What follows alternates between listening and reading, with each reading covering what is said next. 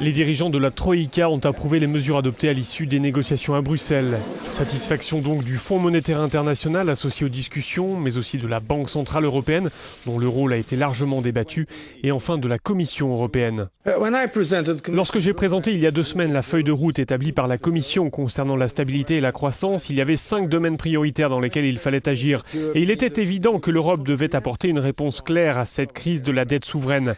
Il me semble qu'à présent, nous avons tracé la voie à suivre.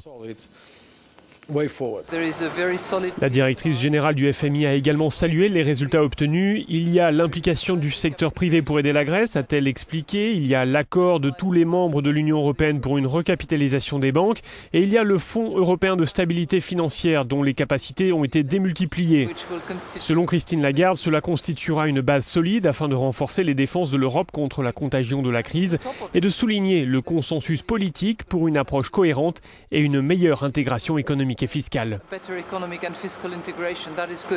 Il faut maintenant que ces mesures soient mises en œuvre le plus vite possible, a ajouté Jean-Claude Trichet, le président de la Banque centrale européenne, qui sera très bientôt remplacé par l'Italien Mario Draghi, et d'insister sur le mot confiance que ce plan européen est censé apporter.